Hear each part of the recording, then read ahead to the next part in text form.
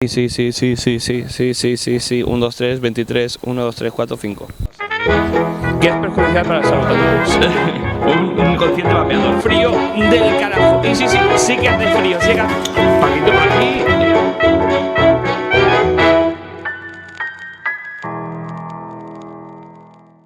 Muy buenas vapeadores, no vapeadores, fumadores y exfumadores. Hoy nos hemos salido a las calles de Barcelona. Qué bonito paraje, ¿a que sí, Carmen? Sí, súper bonito.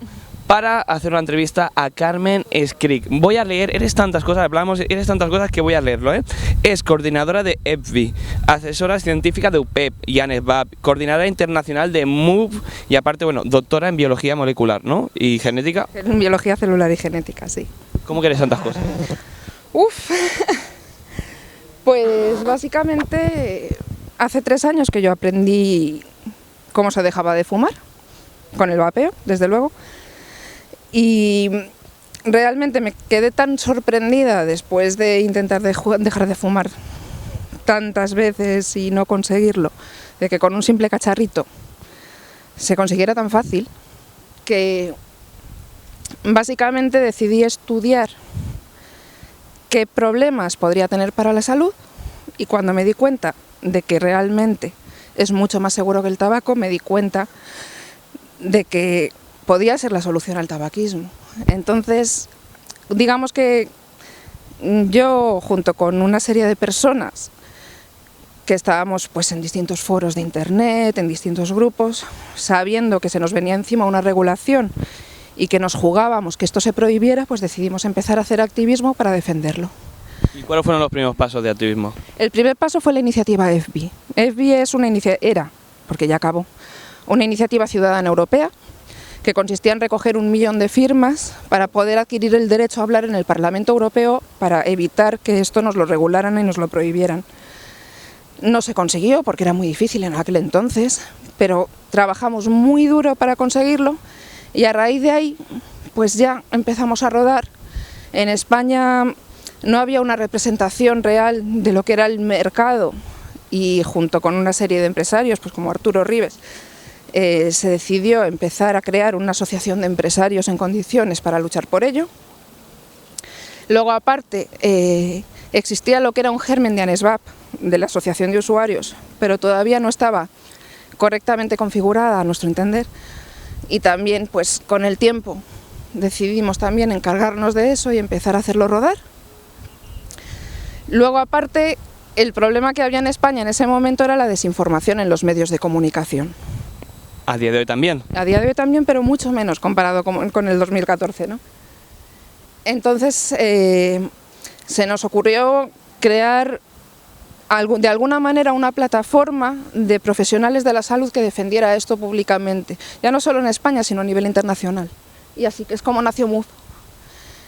Y bueno, pues a día de hoy, 3 años después, pues eso, tenemos asociación de empresarios, asociación de usuarios, asociación de médicos, y luego aparte está INCO, que es la asociación internacional, es una federación internacional de todas las asociaciones de todos los países. Y también me estoy ahí metida. ¿Cómo no? Para variar. Entonces, pues nada, ahí seguimos luchando. Y ahora vamos a meternos un poquito más lo que hablábamos antes, un poquito el tema delicado. ¿Por qué crees que hay dualidad de posturas sobre el vapeo, o sea, opiniones sobre el vapeo entre científicos y médicos? ¿Te dejo tiempo para pensar? Ya no entre científicos y médicos, no. Hay científicos y médicos a favor y científicos y médicos en contra, ¿vale? ¿Por qué algunos están en contra? Principalmente los neumólogos, lo cual a mí me resulta muy curioso, ¿no? Porque el tabaco no es una enfermedad de los pulmones, el tabaco es una enfermedad neuroquímica. Quien realmente está especializado en la adicción, en el proceso de adicción, son los especialistas en neuropatología, los especialistas en psiquiatría, en neurología incluso. Si tú hablas con ellos, por ejemplo, la Sociedad Española de Patología Dual, están muy a favor del vapeo y de la reducción de daños por tabaquismo. En cambio, las asociaciones de neumólogos no. ¿Qué ocurre? Pues eso depende de cada neumólogo y de, digamos, la información que le llega, ¿vale? No es lo mismo que tú seas un médico que te dedicas a tener tu propio sentido crítico sobre las cosas y te dediques a leer los estudios que se publican con un sentido crítico, no con un prejuicio. y te informes por ti mismo, que simplemente digas, no, el jefe dice esto, por tanto todos decimos esto. ¿Qué ocurre? Que a nivel de las cúpulas de las asociaciones médicas, digamos que realmente hay neumólogos principalmente y cardiólogos que han decidido posicionarse en contra. ¿Por qué motivos? Pues eso se lo tendrás que preguntar a ellos. Será un poquito difícil. Pero a nivel científico, la ciencia es una. Es muy curioso que tú lees un paper, un estudio científico, que te dice esto es un 95% más seguro, y la mitad te digan que están a favor y la otra mitad te digan que están en contra. ¿Qué es lo que debe motivar a estas personas a ello? Pregúntaselo a ellos.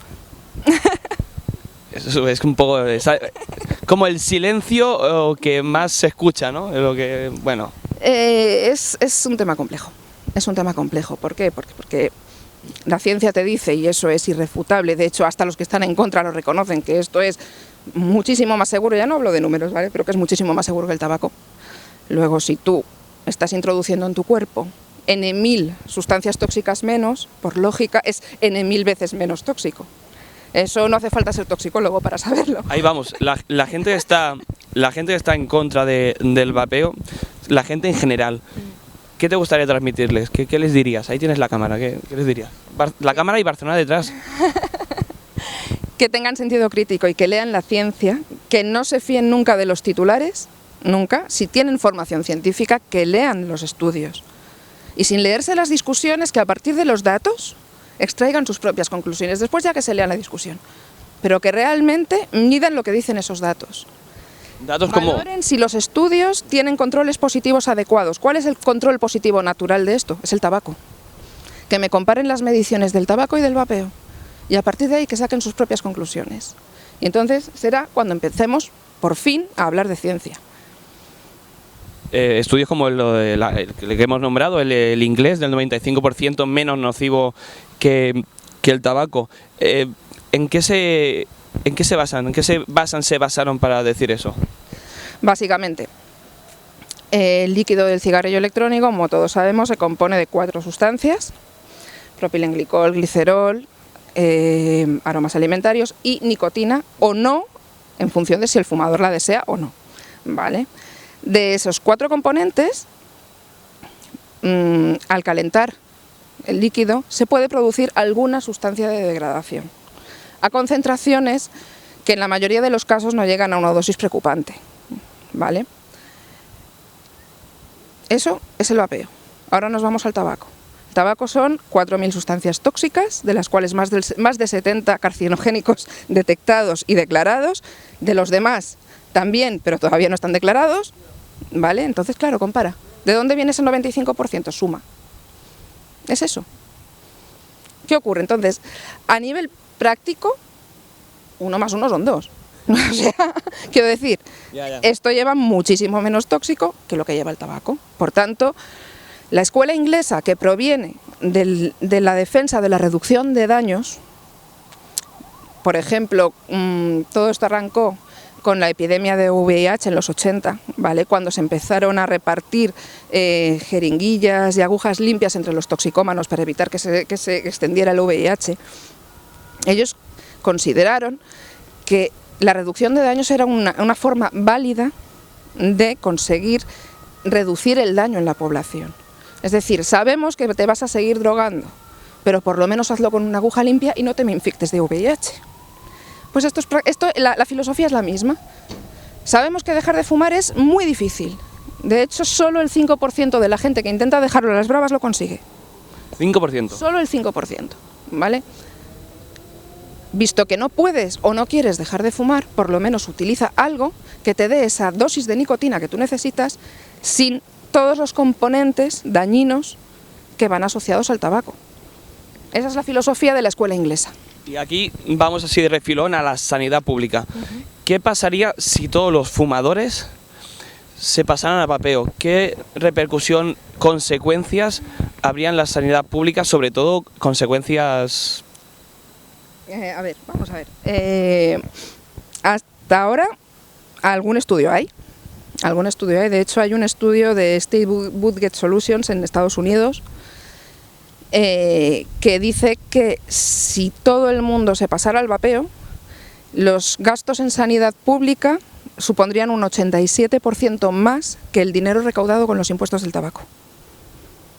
Habría un dineral enorme que se ahorraría el Estado si todo el mundo se pasara al vapeo. Es un estudio, es una estimación de una agencia económica americana. ¿Qué pasaría? Pues depende de cómo lo implementes. Si lo haces como lo están haciendo en Inglaterra, pues ¿qué tienes? Pues las menores tasas de tabaquismo del mundo, que son hoy en día las que hay en Inglaterra. Y poco a poco, pues probablemente lleguen en un futuro a ser un lugar donde el tabaco queda como algo anecdótico. Ojalá. ¿Qué pasa? Que detrás de esto hay tal cantidad de intereses económicos de tantos sectores que el tema es muy complejo. Porque aquí entran en juego las tabaqueras, entran en juego las farmacéuticas. Vamos a ver, no es ningún secreto, las farmacéuticas se lucran con la enfermedad. Es lógico y es normal. Y es duro. Es su negocio, es duro, ¿vale? Pero eso es un hecho. Yo no estoy diciendo que las farmacéuticas estén haciendo nada, pero lo que sí es un hecho es que ellos, su negocio está en la producción de medicamentos. ¿De acuerdo? Entonces, ¿qué ocurre? Pues que el tabaco genera 120 millones de enfermos anuales. 6 millones de muertos, 8 millones en 2030. Quien niegue que eso no es un negocio es negar la existencia del sol, que está aquí. Que lo tenemos aquí. Y ya pasamos un poco a temas científicos, ya que ya, si me permites, voy a leer, ¿no?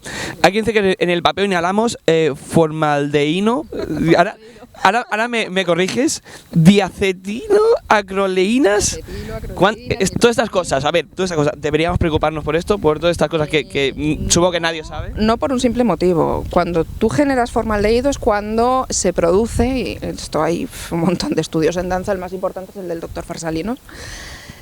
Cuando tú generas formaldehído es cuando tú coges, haces un setup, no está lo suficientemente humedecido y entonces te da una calada en seco, lo que se llama un dry puff, ¿no? Y te sabe asqueroso. Eso es formaldehído. ¿Qué ocurre? Que en el momento tú lo detectas, dejas de vapear porque es asqueroso, es imposible vapear eso. ¿Cuándo se genera formaldehído? Cuando estás quemando el algodón y estás poniendo la resistencia al rojo. Se hizo un estudio en el que obviamente se estaban midiendo las condiciones en condiciones de dry puff. Y entonces nos salieron en titulares de todo el mundo que el cigarrillo electrónico generaba 10.000 veces más formaldehído que el tabaco. A continuación, Farsalinos realizó el estudio que, digamos, desmontó todo aquello. Y vamos, básicamente, y en conclusión, a no ser que estés vapeando en condiciones de dry puff, que nadie sería capaz de vapear así, los niveles de formaldehído son prácticamente anecdóticos. No debemos preocuparnos. No. Y ahora científicamente, siguiendo, porque este ya es el apartado científico, ¿deberíamos preocuparnos por la nicotina? Vamos a ver. ¿Cuánta nicotina consumías cuando eras fumador? ¿Vale? En los cartones de tabaco te pone 1 miligramo por cigarrillo. Hablando con el doctor de la Guardia aquí en la Universidad de Valencia, que hizo un estudio muy interesante sobre el vapeo pasivo, decía, sí, en los cartones te pone que es 1 miligramo, pero yo he llegado a medir hasta 18 por cigarrillo. Entonces... Me está dando cosita por aquí. me está dando cosas. Entonces, ¿cuánta nicotina consume un fumador? Es muy difícil saberlo. Es muy difícil saberlo porque estamos hablando de una combustión. ¿Qué ocurre con una combustión? Que es un proceso por definición desorganizado, caótico. ¿Vale? Entonces esa dosis es muy difícil de medir. Lo que sí está claro es que con el vapeo, ahí sí que mides una concentración controlada de nicotina. Y ocurre que el 100% de las veces la gente comienza a una concentración cuando es fumador y se pasa al vapeo y poco a poco va bajando. No conozco ningún caso de gente que cada vez vaya consumiendo más. Esto tiene una explicación también. En el tabaco, la nicotina está mezclada con multitud de sustancias químicas añadidas o no por la industria tabaquera. Entre las añadidas están lo que se llama inhibidores de la monoaminoxidasa. Son sustancias que se encargan de que en tus sinapsis neuronales se cree un bucle de retroalimentación con la nicotina. Entonces tu cuerpo cada vez te va pidiendo más. cada vez te va pidiendo más. Por eso cuando una persona es fumadora, empieza fumándose 2 cigarros al día y acaba fumándose 2 paquetes. Porque tienes un montón de sustancias que están puestas a posta para potenciar la adicción. En el vapeo eso no ocurre. Por eso nadie sube, todo el mundo baja. Encima tenemos el plus de que con los dispositivos de nueva generación la entrega de nicotina es mucho más eficiente. Por tanto, cuanto más avanzado el dispositivo, menos nicotina necesitas. Y poco a poco la gente puede decidir... ¿Me callo? Estamos en la calle. Están aquí con la máquina de limpieza. Bueno, a ver. Tal. Buenos días. Poco a poco la gente puede decidir o no deshabituarse completamente o no de la nicotina. Lo que sí que está claro es que siempre van a consumir mucha menos nicotina siendo vapeadores que siendo fumadores.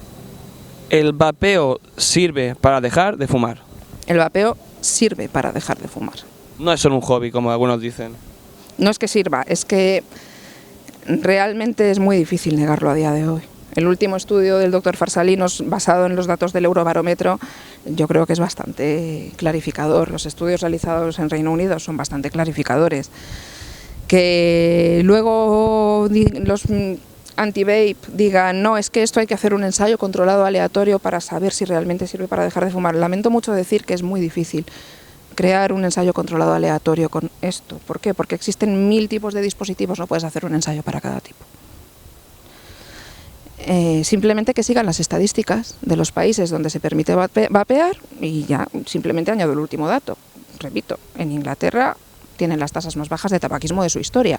Es el único país donde abiertamente se anima desde el Estado a que los fumadores dejen de fumar y vapeen. Vamos a hacer un llamamiento a esos fumadores. Poco difícil, pero vamos a hacer un llamamiento. Un llamamiento, vapead por favor. A los fumadores, ¿qué les digo? Que se informen, que no se dejen llevar por lo que dicen los titulares en prensa, ni buenos ni malos, que tengan su propio sentido crítico, que se acerquen a las redes, a los grupos de miles de usuarios que hay ayudando diariamente a que los nuevos vapers y nuevos exfumadores se mantengan alejados del tabaco. Palabras del doctor Jerry Stimson. El profesor Jerry Stimson es una eminencia a nivel mundial en salud pública y uno de los principales valedores de la terapia de reducción de daños por tabaquismo. Y él mismo dice que... Perdón, porque le estoy dando las movidas. No. Es el directo es lo que tiene. Él mismo dice que realmente las tiendas de vapeo, los vapers, los foros, son la nueva primera línea de defensa para que la gente deje de fumar. Esas comunidades que se crean son muy valiosas en online, en las tiendas. Los buenos profesionales en las tiendas independientes de vapeo, independientes, señalo independientes, esto es, no tenemos nada que ver con la industria tabaquera, nada. Somos una iniciativa liderada por el propio consumidor y el actual mercado mundial de cigarrillo electrónico nació del usuario. Es absolutamente independiente de la industria tabaquera, por mucho que los anti-vapes quieran disfrazarlo de que todo esto lo mueven los millones por detrás de la industria tabaquera y que todo esto es una estrategia. No, todo esto ha nacido del usuario, todo esto ha nacido de la desesperación de la gente para poder dejar de fumar. Y ya para acabar, Carmen, ¿cómo crees, aquí hay 2 preguntas, cómo crees que evolucionará el vapeo durante los siguientes años y cómo evolucionará también la posición de la ciencia? La posición de la ciencia, yo creo que al final simplemente llegará un momento en que no se va a poder negar la evidencia, porque esto es una carrera contra reloj. La cuestión es ganarla lo antes posible para que muera la menor cantidad de gente posible. Vale, entonces las cosas son como son. Repito, si tiene un 95% menos tóxicos que el tabaco, es un 95% menos tóxico. Eso es blanco y en botella de leche. Por tanto, la evidencia cada vez va a demostrar más y más que esto funciona. Que esto hace que la gente recupere su capacidad pulmonar. Yo he visto cientos de espirometrías de vapers. Es algo espectacular. Ya no lo digo yo, lo dicen los estudios del doctor Ricardo Polosa. O sea, que decir, lo sabe cada vapor en su cuerpo. Cuando llevas una semana vapeando o un mes y de repente tiras a subir un tramo de escaleras y no echas los pulmones por la boca. ¿Cómo está aquí atrás? Sí, o sea, es una cosa increíble, ¿no? Y lo notas en tu cuerpo. Pero claro, eso para la ciencia no vale. Para la ciencia necesitas un ensayo controlado aleatorio o dejar que pase el tiempo y a ver qué pasa. ¿Y qué pasa? Pues que las poblaciones dirán lo que ocurre, que la gente deja de fumar y que la gente realmente está consiguiendo reducir el daño por tabaquismo. Ahí lo tenéis. ¿Y qué era lo otro que me habías preguntado? No, ¿cómo evolucionará el vapeo en general? Depende del país, depende del país. En países como Reino Unido, maravillosamente bien. Y en España, pues estamos luchando y peleando porque nos escuchen, porque los políticos y los gobernantes sepan lo que esto implica, que no es solo frikis que van por ahí con cacharritos echando vapor, que no es solo gente que va por ahí promocionando el cachondeíto y las risas, no, esto es algo muchísimo más serio. Y lo que básicamente necesitamos es que los políticos nos escuchen, que tengan claro toda la información que necesitan para aplicar normativas tan importantes como puede ser la TPD o posteriores modificaciones de otras leyes. Y básicamente yo tengo la esperanza de que en mayor o menor medida esto tire para adelante. O sea, el vapeo no se va a acabar. Más que nada porque hoy en día ningún vapor dejaría el tabaco para volver al... O sea, dejaría el cigarrillo electrónico para volver al tabaco. Ningún vapor avanzado. Hay que tener mucho cuidado. ¿Por qué? Porque si tú coges a una persona que no sabe mucho del tema y de repente ha empezado a vapear dice, con un cacharrito, pues como puede ser hoy en día cualquiera de inicio, ¿no? Un EGO, un tal no sé qué. Y de repente te salen todos los titulares que esto se va a prohibir, que esto es tabaco, que esto es dañino, tal. Pues ya tuvimos la experiencia de lo que pasó con eso en 2014, ¿no? Que de una cantidad estimada de 800.000 vapers en España pasamos a menos de 50.000, por miedo, por simple miedo. Porque en todos los titulares te aparecía a diario que esto era malísimo, que esto era peor que el tabaco, que esto provocaba cáncer, que provocaba neumonías lipoideas, que aquello fue una cosa escandalosa. Una falsa farsa. Aquello fue escandaloso, escandaloso. Entonces hay que tener mucho cuidado, porque vamos a ver, se supone que los profesionales de la salud y las asociaciones médicas deberían velar porque la gente salve su vida y su salud, ¿no? Hay que tener mucho cuidado y ser conscientes de que hay un grado de responsabilidad en hacer declaraciones en los medios de comunicación. ¿Por qué? Porque dirás, sí, el vapeo es malísimo y tú puedes tener todos los argumentos que quieras. Pero lo que está claro es que no es peor que el tabaco. Y lo que estás provocando es que la gente le tenga miedo a una alternativa un 95% más segura. Y eso es muy, muy peligroso. Eso provoca que la gente siga fumando. Y si la gente sigue fumando, se muere. Ni más ni menos. Yo creo que nos quedaríamos ya con esa última frase. Si la gente sigue fumando, se muere. Muere gente. O sea, las estadísticas de hace años se resume están ahí. En salvar vidas, ni más ni menos. En salvar vidas. Puedes tratar de regularlo, tardar más, tardar menos, hacer una regulación mejor, peor. Pero lo que está claro es que si la gente consume más tóxicos, la gente se muere antes. Y eso es muy obvio, ¿no? Para cualquier persona, sea científico o no. Bueno, que está claro y nos quedamos con el mensaje que el vapeo salva vidas, señores. Fue no desinformación cero, por favor, informaros, mirad, escuchad y nada, Carmen, muchas gracias por pasar por el canal, por venir hasta Barcelona, por acceder. Encantada, sin ningún problema. Y nada, chicos, si os ha gustado, pues ya sabéis, recomendad el vídeo, compartidlo porque yo creo que está muy interesante y nos vemos en el siguiente vídeo. Adiós.